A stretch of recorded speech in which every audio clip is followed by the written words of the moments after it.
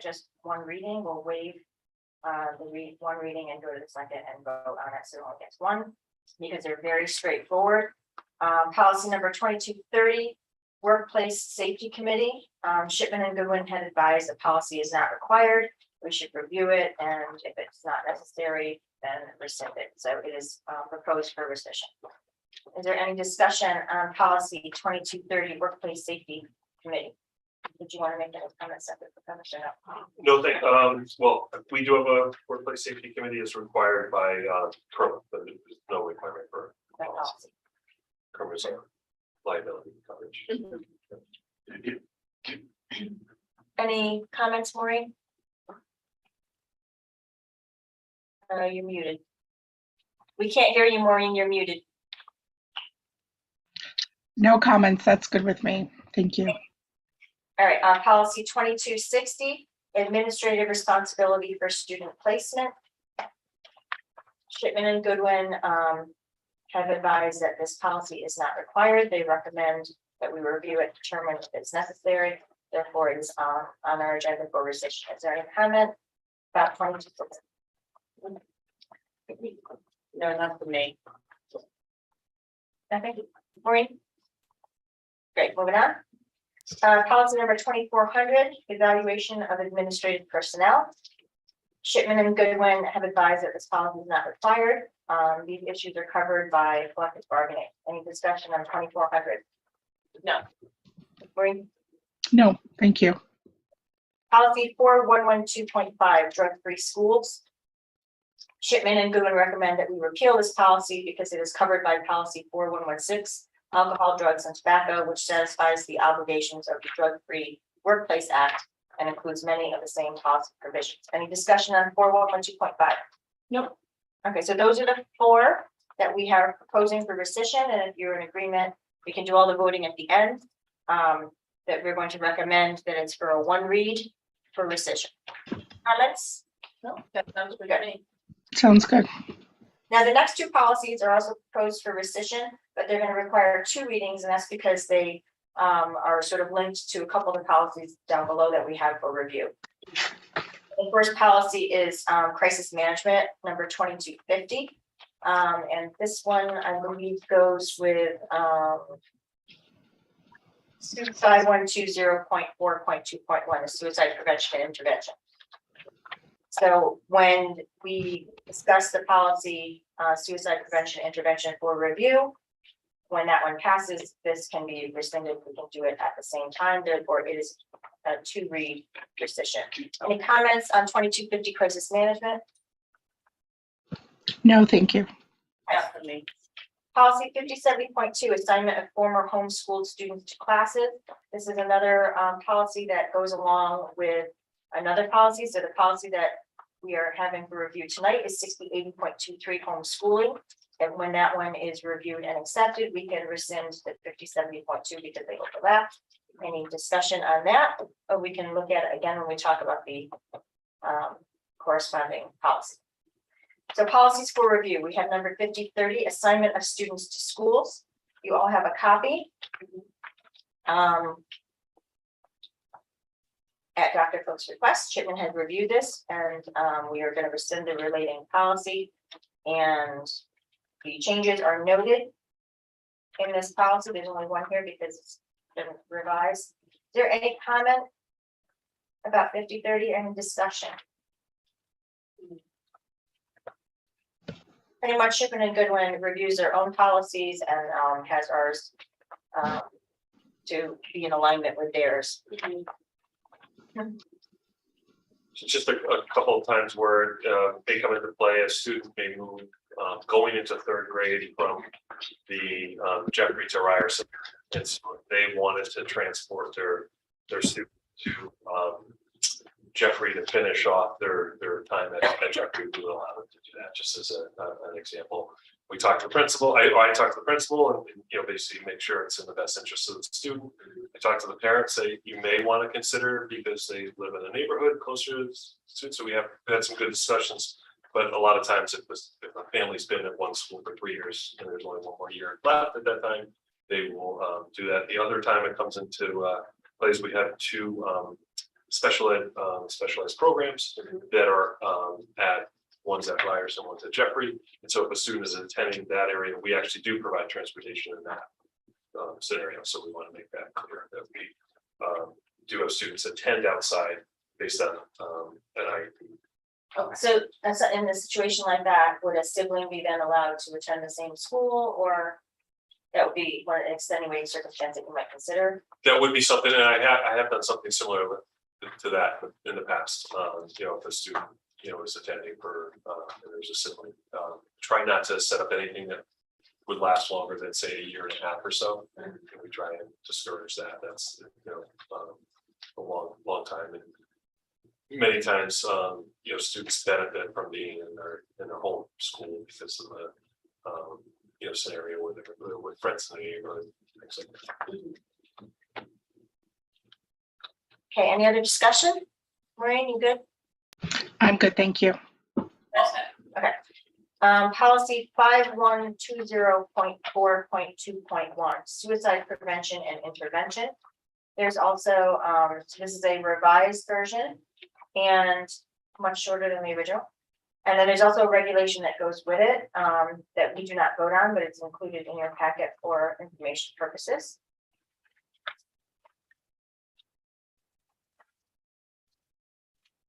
Any discussion, questions? Did you want to comment or anything on this one? No, as you see, it's updating the older policy with you know, the new Connecticut general statute, so it's important to do so. So yeah, so we didn't want to at the last meeting rescind policy 2250 to crisis management until we have a new policy in place, which is why it's for a 2-week. All right, moving on to policy number 5144, physical restraint and seclusion of students and use of exclusionary timeout. Again, last month, we looked at 2250 crisis management, and so we needed to look at this particular policy before we rescind that one as well. So we have the current policy, and then we have the revised policy, and there's also a regulation, again, it goes with this for your information, but we do not vote on. And I think most of this is covered now under the regulations, so the policy is much shorter, because most of it was unnecessary, that's covered in the regulation. Is there any discussion then, 5144? No, thank you. Not for me, good. Okay, moving on. Policy number 6080.23, homeschooling. This one, again, is going along with policy 5070.2, that we are going to rescind it with a 2-read because we need to have this one passed before that one is rescinded. So this is just the revised policy on homeschooling. And there's administrative regulations that goes with this as well. And again, the policy is shortened because everything is covered by the regulation.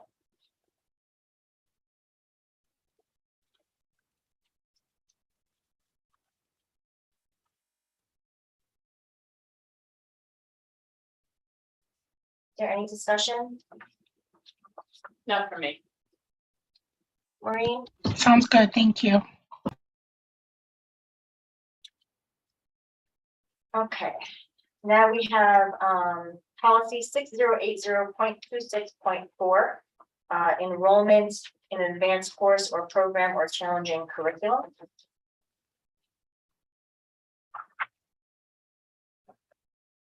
This is formerly known as the advanced courses placement. The current policy that we're going to be replacing is rather short. So this is the new revised as per Shipman and Goodwin. This is Well, for once, their policy is a lot longer than ours. I know, right? But you know, this is an area ripe with parental and student grief at times, so it's probably good to have a little more. Well, I think, you know, it's updated with their definitions and of course, the legal references of the general statutes are listed at the end. So this is, I think, just more specific and more guidance. with regard to the general statutes. Did you want to comment at all? And it is, like you said, a new general statute that is encouraging districts, all districts, to make sure every student during the course of their high school career take a advanced course. So not necessarily an AP course, but an honors course, high honors course, UConn, ECE. So kind of pushing students to have that, close to college experience, which is, I feel something we do pretty strongly. In some cases we have students that take too many AP courses, but that is something we're working on. That we rather have more students take AP courses than students take 5 on their individual schedule. So it is helpful for us to move forward in this area. Any other comments or questions? No. Okay. Moving on to policy number 6130.2.2 curricular exemptions. We have a copy of our current policy, and then we have the updated Shipman and Goodwin policy. There's just a note on the top that boards of ed are required by statute to provide HIV and AIDS instruction and implement the sexual abuse and assault awareness and prevention program described in this policy. Is there any questions or discussion regarding this policy? No.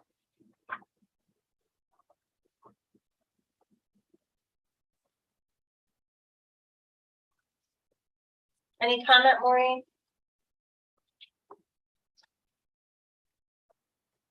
Thank you. Okay. We are going to move on to policy number 6030, school calendar. So we have reviewed this one previously. We brought it forward to the entire board for discussion, and it needed some revamping. It's coming back to us. There's been some split opinions about how things should be worded, and some different possible suggestions have been made. So the first couple of paragraphs, I think, are not in contest. I think everyone is okay with it, just that the Board of Ed shall establish an official school calendar, which shall show the number of school days in each month, legal and local holidays, professional development days, early dismissal days, vacation periods, and other pertinent dates. The calendar shall meet or exceed all existing statutory requirements. So previously, the policy had listed some of the required holidays by Connecticut statute, but not all of them. And it also listed additional holidays that we give the students the day off for, which are not part of the statute, but is part of our own policy, and is consistent with our rest and surrounding communities. So after a lot of discussion with Dr. Cook, we think that maybe I would like to take this sort of out of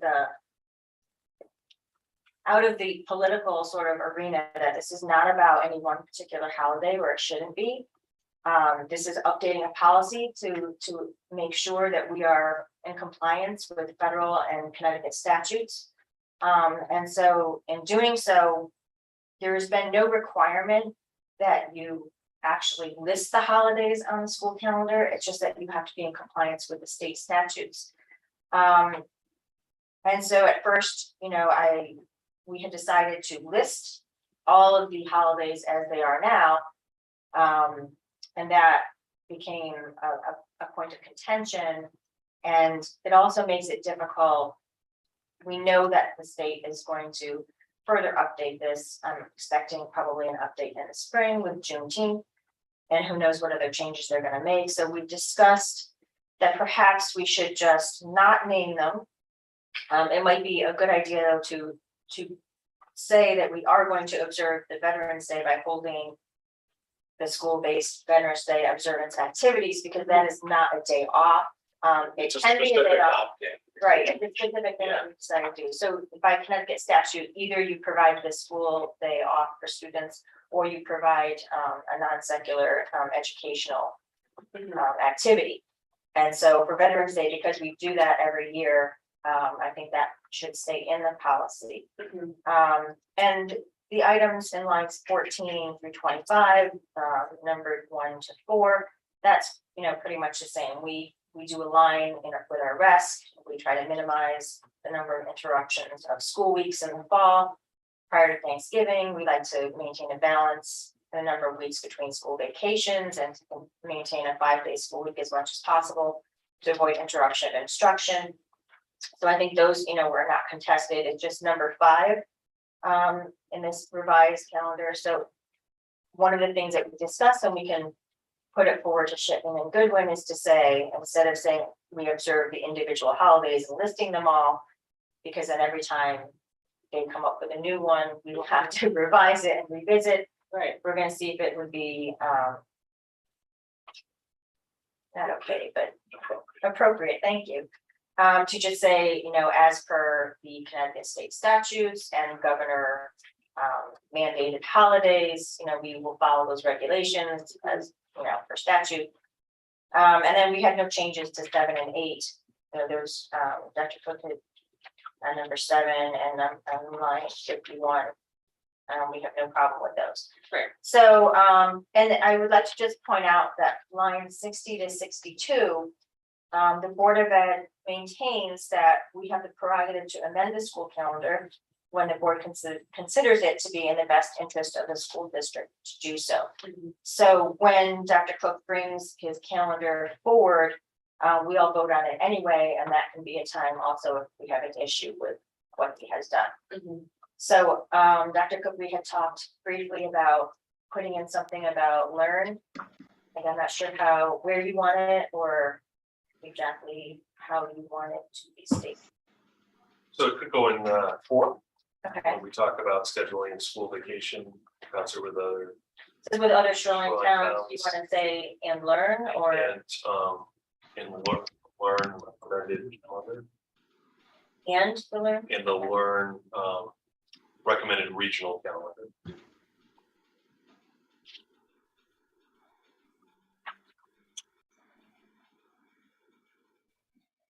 All right, so it would be number 4, schedule school vacation start dates and end dates in concert with other shoreline towns and the learn recommended regional calendar to the extent possible without violating other principles of the policy design. Yes. All right, so we can add that in if there's no, we agreement with that, Maureen. As I stated before, I think that we should put it into the policy to what we're going to call the holidays. And my initial recommendation, which I'm still fine with, would be for the school calendar to just say no school holiday. Alternatively, if people aren't comfortable with that, then I would recommend we observe the following civic holidays, which would be Labor Day, Thanksgiving Day, Thursday and Friday, Martin Luther King Jr. Day, President's Day, Memorial Day, Independence Day as a legal holiday for students. And additionally, as you mentioned, observe the civic holiday, Veterans Day, by holding school-based Veterans Day activities. And I think that we should just not list the cultural or religious holidays on the calendar, just say school holiday. But I think we need to kind of put this to bed and just take a vote on it and be done with it. We've spent so much time going back and forth about what things should and shouldn't be called on the calendar. And I do think that we need a policy, or I worry that we'll end up in this situation again, where we have people coming before us with different opinions and so forth. So that's my position on it is that I feel like we should decide. So Name one the of the holiday. things that I am proposing is that instead of the board making a policy that is somewhat political, in my opinion, because I think it really is in reference, I think, to Columbus Day. And so I don't want to have a policy that is going to need to be redrafted or revised every time the board's flips its majority by political party.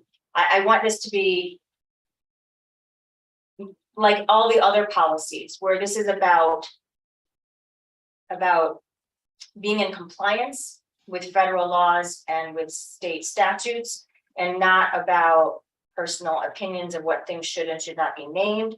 And so because of that, I don't want this policy to be revisited all the time because someone's unhappy with one particular holiday or how it's listed or how it's not listed. And so, although in my personal opinion, I would love to have them all listed, this is not about me. So I am suggesting that we put in a clause or a paragraph at the end that leaves this squarely in the superintendent's lap, so that he will make the decision that calendar year, how he wants it to be listed in the calendar. And if you want to speak to that, Dr. Cook, about what you were telling me about the local trend. So I think two things. One, in responding to what you shared there, I think our current policy does have two paragraphs that address that. So the one that starts at 49, with the tenets of the policy that I'm charged with drafting a school calendar to present to you.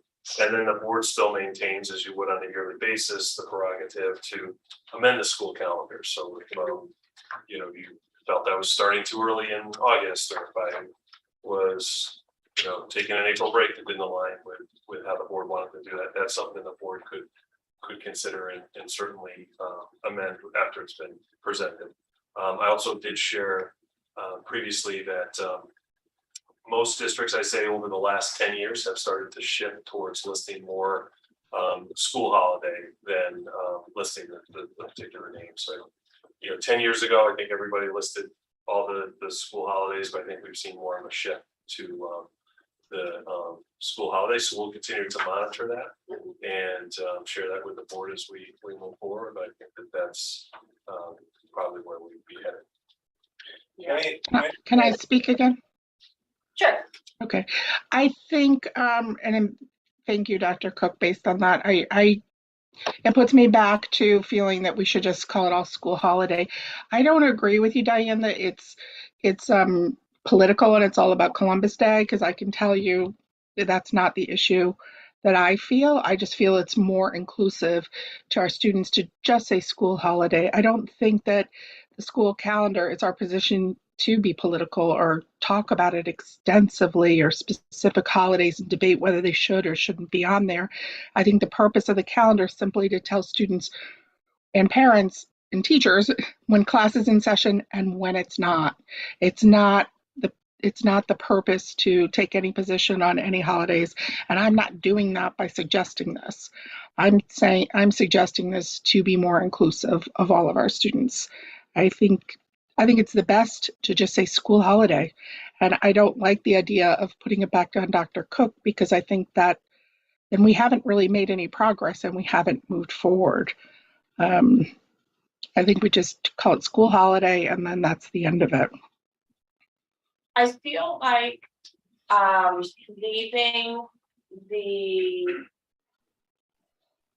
choice as to what to name the days up to the superintendent, whether it be Dr. Cook or somebody else in the future. Don't get worried. If it's someone else next week. I feel like it allows the superintendent to continually be responsive to the needs, desires, opinions of the community, by us as a board not creating a policy that micromanages something like a definition or a word or a heading, that sort of thing. I also like the idea of future proofing this policy in regards to what Diane had mentioned.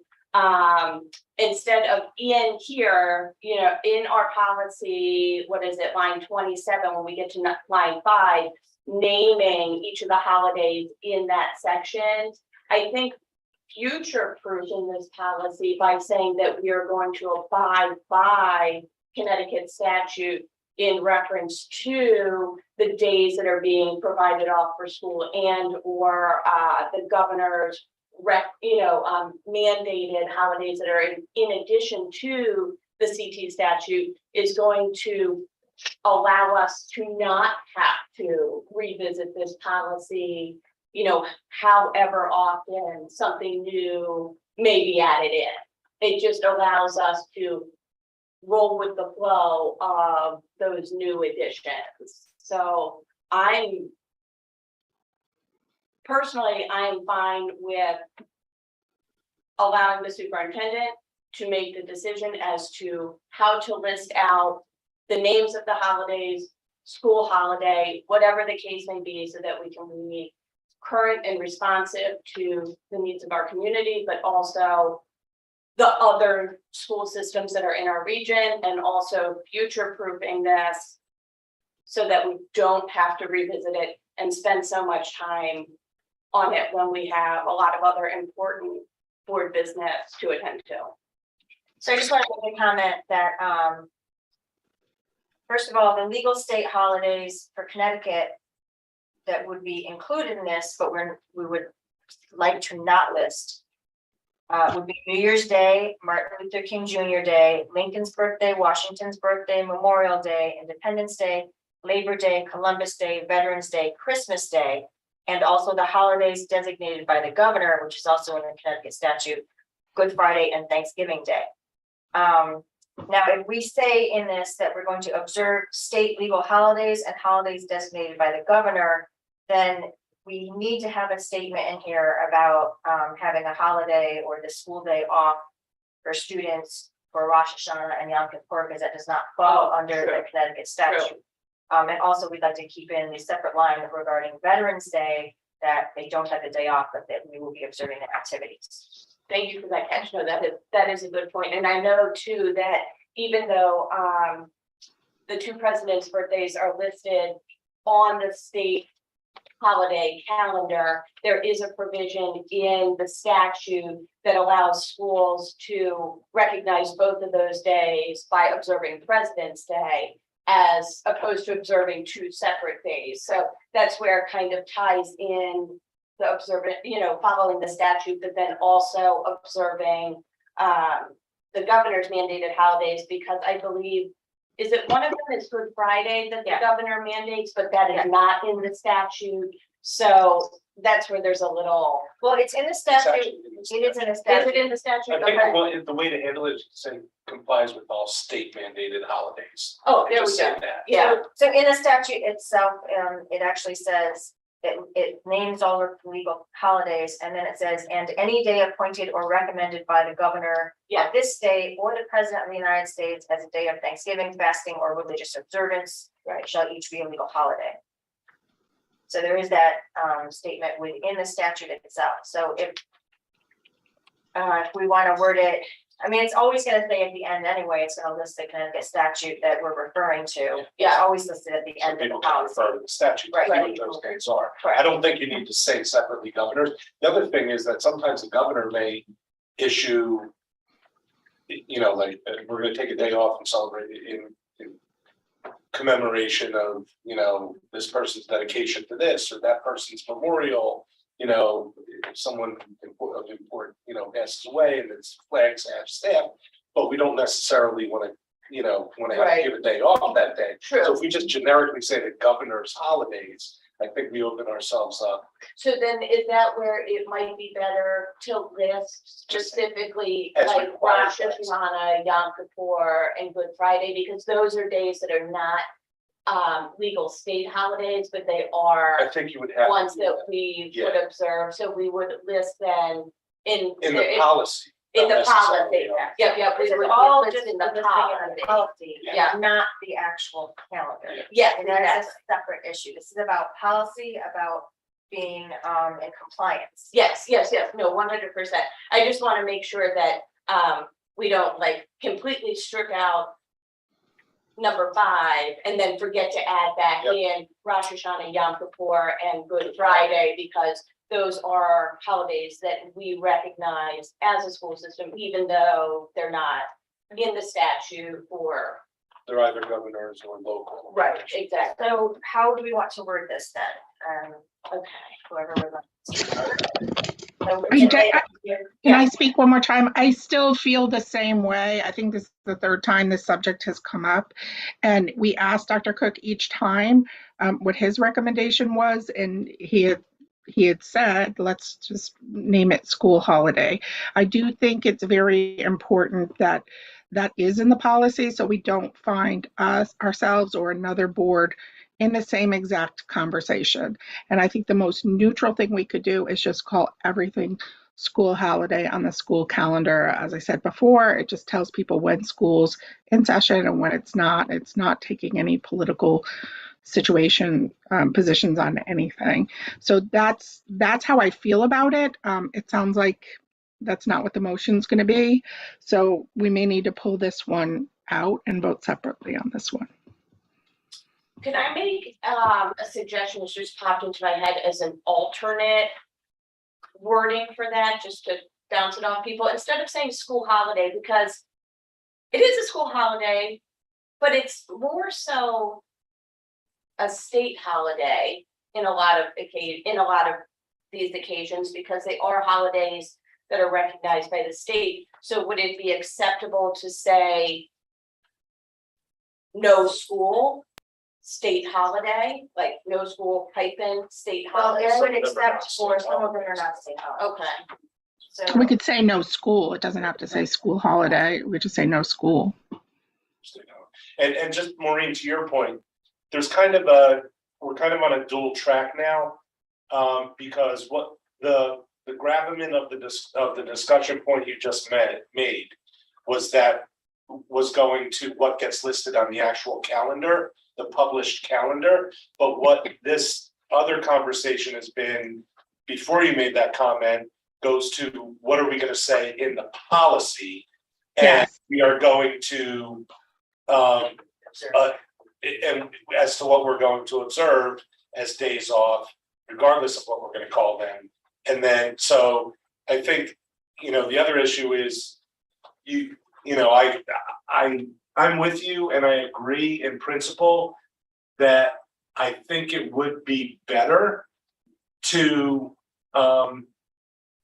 not require the superintendent to have to face this battle every year, depending on a particular parent group or a particular this person and that person, or even someone from out of town who comes in and makes a statement before the board about what, holiday should be named and what shouldn't on the calendar, which is really what started all this to begin with.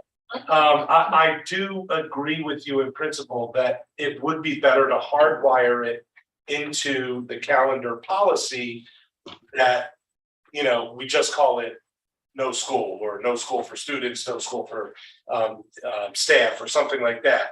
However, it's my understanding that Superintendent Cook is willing at this time to accept that responsibility for a bridge period, and then recommends that ultimately for the longer range, the board may want to revisit that, which is to hardwire in that we're just going to use a generic reference rather than the holiday names on the published calendar.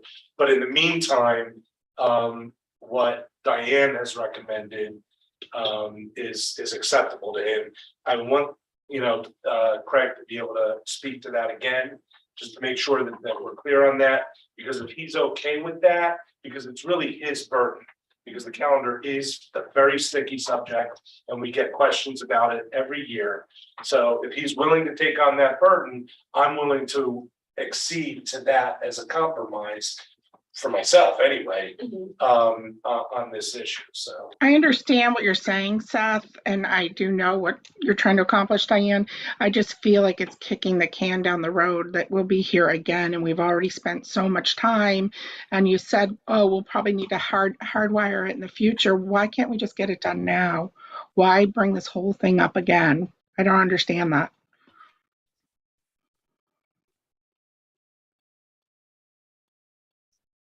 I feel that we won't get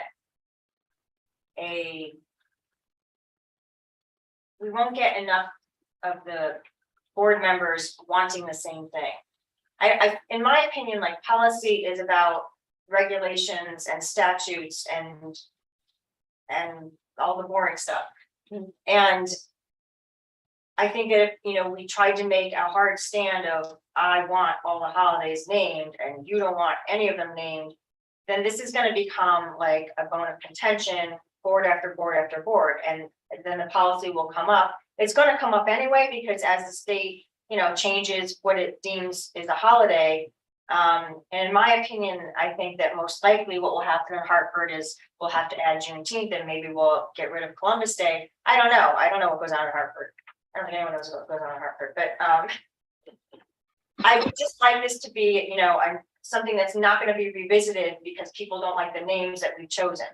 So I'd rather, you know, throw Dr. Cook under the bus. So, I think he's for the going whole to- next week that he's here. and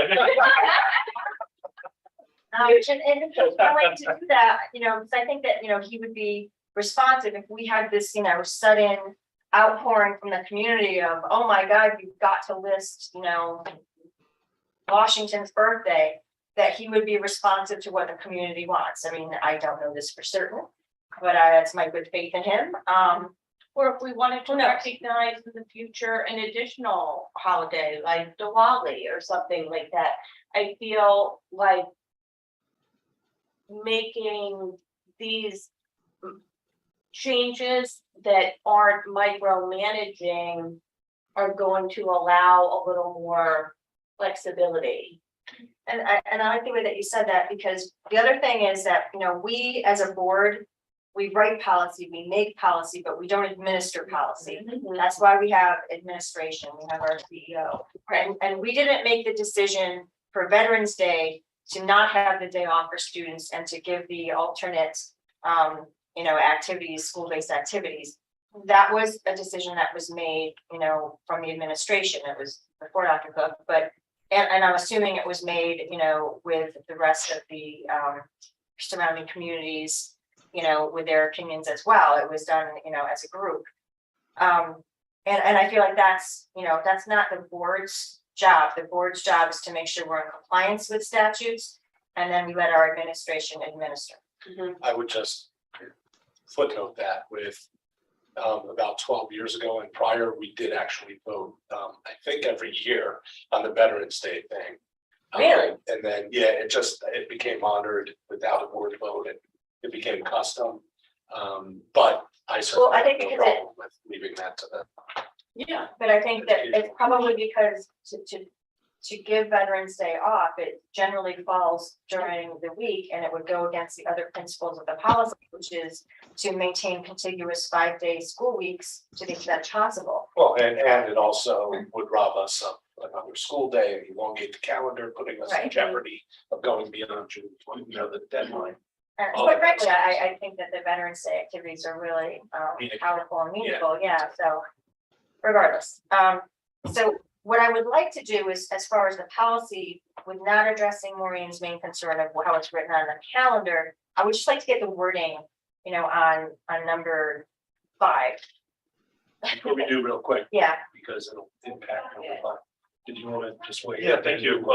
That's a good question. I just want to share my intentions as well. So my intention would be to bring forward a calendar in December that would cover next year. And then probably sometime in late winter, early spring, is to bring forward 2 more years to kind of put that out there. We won't know the learn calendar at that point, but we will know kind of what we're trying to accomplish over that summer of 2025.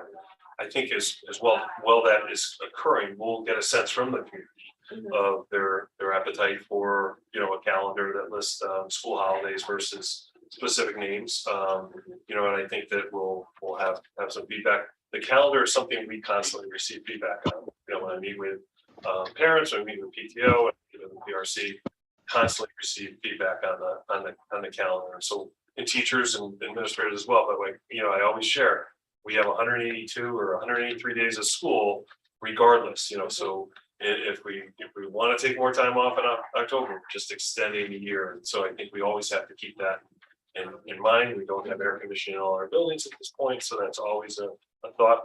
we sometimes potentially could run up against June 30th as the last day that we can legally school if you have days or things like that. So you really have to be thinking of, anytime you touch one day, it impacts the whole calendar. So I do think that that's a good solution for now. We will see how the state and bargaining units address Juneteenth. I think that as Jen said, there could be shift population in town over time. It would be, and there may be other holidays we have to consider, but I think I have some good direction from the board in terms of what next year's calendar should look like, and feel I can deliver on that. I think that we, with any of our policies, I think we need to look at the information that we have now. We may or may not have Juneteenth as another holiday. We can't speculate. So I still stand with the same position. I think that, I feel like it should be mentioned now. It should be over and done with and part of the policy to have something on the calendar, whether it's a compromise of what, the civic holidays are mentioned, or it's, just school day, day off, no school, something like that. I think we should address that and have it over and done with. And I know what you're saying, Diane, about, some people on the board may feel one way, some people may feel another. I may be the only one, based on what was presented today, that feels this way, but I'm an adult. If I'm the only one that feels this way and everybody else votes another way, there are no hard feelings. That's my position on it. So I would just like to go back to line 27, if we can just get like a framework of the language here. We can finesse it after when it, comes before the board. When it does move out of this committee, hopefully tonight, and to the board, it will be as a second read. So any changes to it would need an amendment after the motion. So I'm thinking, just work with me here, something along the lines of observe state legal holidays or legal state holidays, and holidays designated by the governor, as well as Rosh Hashanah, Yom Kippur, and Good Friday. Well, Good Friday is covered by the statute, though. Is it? It's not a legal state holiday, but it's a holiday designated by the governor. So holidays designated by the governor include Good Friday and Thanksgiving Day. But if we want to also include the Friday after Thanksgiving Day, we would need to state that. Yes, but here's the because deal. that's not. Yeah, but the governor's holidays are incorporated into the statute. Because it says Right, you're right. governor's holidays. So I think it's Observing holidays as per. observe all legally required state and federal holidays, plus observe Rosh Hashanah, Yom Kippur, Good Friday, and the day after Thanksgiving. Thanksgiving. Give that to me after me. After That was. Thanksgiving as, You got it? Thank you. yeah, As days As- off of school. as local. Start, read that back. Read that No, back. as school holidays. Read that one more time. 5, observe all legally required state and federal holidays. That's well Yep, done. Hashanah. comma, as well as Uh-huh. Rosh Hashanah, Yom Kippur. Yom Kippur, Good Friday, and the day after Thanksgiving. Well, we would That's need to school say holidays. Good Friday because that's covered in the statute. Correct. Good Friday is a holiday designated by the governor.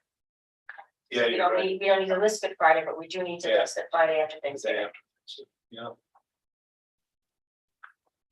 That's school holidays. If we forget anything.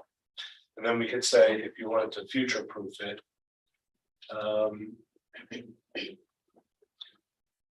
Well, no, it's already future And proof, then- Yeah, because as as long those as- legally required state and federal holidays change, we will Right. have to adopt an additional. Can we keep number 6 for Veterans Day? Yep, 7 and 8 stay the same. We can look at 7. Yeah. I think we can make a quick correction based on the new state law that we can set the graduation date in the beginning of the school year, as long as it's 180th day or after. And the way we do graduation now, Daniel Hand has to order that big screen like in September, and Okay, so we try to pick a date. So we could say, schedule the high school graduation ceremony no earlier than the 180th day of school, period, or actually a comma, because there's a semicolon after. So you could take out recognizing oh, just remove that. all the way through school cancellations. Wendy, you got that? Got it. All right, so we schedule the high school graduation ceremony no earlier than the 180th day of school. Semicolon. Schedule the beginning and end of the school year to permit the first day of school to be as late as possible in August or early September, while allowing a reasonable number of makeup days for school cancellations any month of June. Okay. So, everyone, read from the beginning. Technically, just to fix this grammatically, syntactically, Yes. we should add a word. End of the school year, permit the first day of school to be as late as possible in August or in early September, and in. Okay. Well, we don't know. Hey, Grammar King. All right, so everyone just go to the beginning of the policy, do a quick scan through. This is not pertaining to how it looks on the calendar. This is just the policy. Yes, sir. I know that you got an email from somebody with a letter. Now, I know it may go to something that is in our rear view mirror now, and I still think it deserves. I will read it. I'm going to read it under public comments. Okay. Unless there's any part of it that impacts this vote, so just allow it. As public comment. I figured we would just vote on everything right at the end after public comment. That way this gets in there. Yep. And, I would love to hear that if it pertains to the school calendar before we vote. well, since you're Possible. not a committee member, it will not be during the committee meeting until it goes under public comment. But it'll still be before the vote. Yes. Okay, thank you. Okay. Policy 6030 school calendar. Any other revisions regarding the policy itself? Everyone's good with 1, 2, 3, 4, 5, 6, 7, and 8. Any other revisions?